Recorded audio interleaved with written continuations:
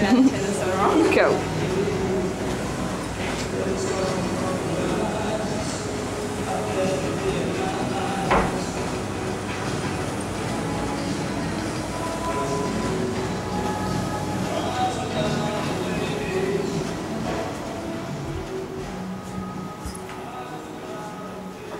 Hi, my name's Rob from Club Kelburn. This is the first of a number of small videos that New Zealand Squash are keen for us to do to try and take a seat in, to try and show you a few of the things that we've done here on club development.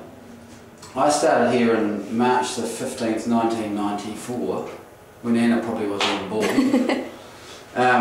And you know, I feel really blessed that I've been able to do a job for that long that I really like. And don't get me wrong, we've done a lot of things wrong here over the years, but we've done quite a few things right. So the idea of this is to try and show you a few of those things. And I guess the catalyst for it really was to look at prospecting and marketing as the sort of key ingredient in clubs.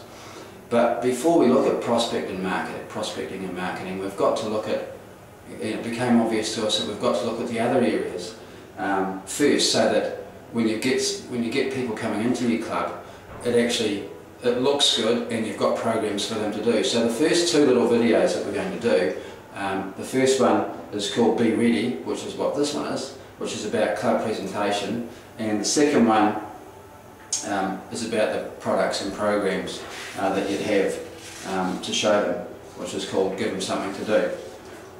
So Be Ready is about what your club looks like, how it's maintained. These are sort of boring things. I found them a bit boring for about the first 10 years that I was here, but you know, it's occurred to me over the years, slow learner that I am, how important it is to try and have your club looking really good. The first thing is, what does it look like from the outside? When people drive past your club, what's the street frontage like? Have you got some decent signs telling people what's going on? The front, and I'll talk more about that with marketing. You drive into your club. What does the club look like? What does the outside of the club look like? Does it look like a prison? You know, does it look like where you'd lock up naughty people? Or does it look like an inspiring place that you want to invite people into to do something interesting? So they come into the door, they come in through your entrance into your foyer area. What does the foyer area look like, or you know, your entrance look like? Is the carpet coming away in the corners? Is there little handwritten notes everywhere? Or have you got everything nicely typed out and laminated, and you know, it looks a welcoming environment when you walk in. You go into your squash courts, your 2, 3 or 5 squash courts or whatever. Is the tape peeling up everywhere on your courts? Is the front wall falling down? You know, I mean, we constantly have problems. We've got, this is an old place, this place, Club Kelburn here. We've got 10 squash courts, 4 main gym areas, pro shop, and you know, what I say about this place is that we've made a silk purse out of a sow's ear, and that's the same position that a lot of squash clubs are in. You know, you've got an old building, but it doesn't mean that you can't make it something really cool and inviting. So that court, you know, how do you repair it? How do you get that front court looking good? These are the sorts of things that I've had to deal with over the years and deal with every day, and we're always working on the courts. The floor is a really important thing. Has it been sanded since 1973? You know, I mean, it only costs about $200 to sand a court, and it just makes the court look so much better. You put new tape on it, you get it sanded, put new tape on it, it looks fantastic. When was the last time you sanded your courts? Do they need sanding? You go into your changing rooms. What do they look like? Some of them are quite scary, aren't they? You know, what are the carpets like? Hasten, I say, what's the urinal like? You know, how do you maintain those things? What are the walls like? When were the last time they were painted? So in general, club cleaning. How's your club cleaning done in the club? Is it done, most clubs will have a part-time cleaner where they're paying somebody for X amount of hours a day. Is that written down in a list that they follow?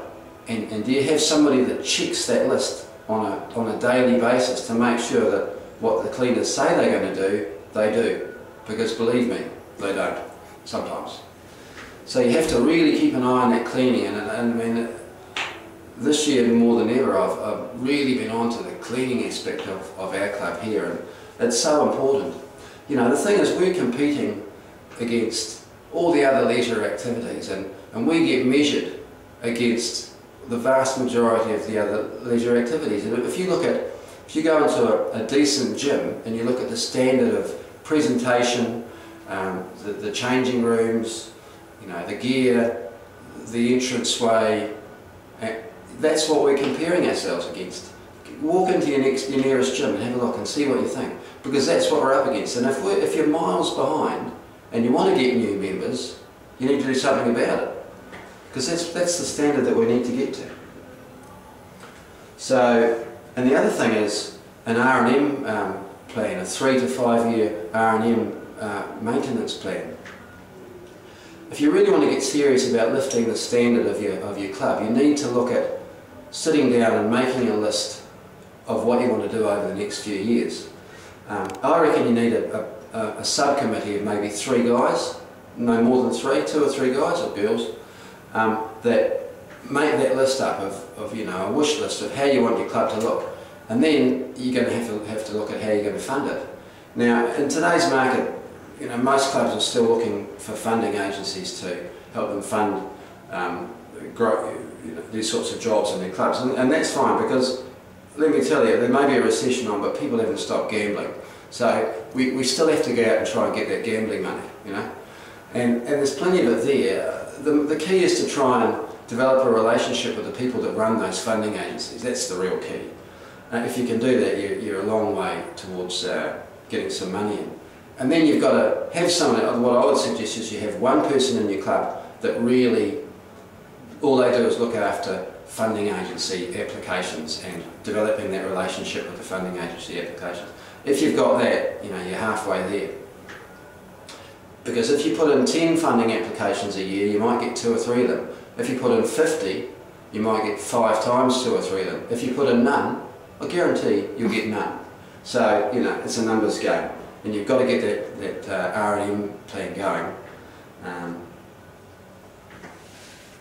So that's really, you know, my first little video on how I think you should look at the presentation of your club.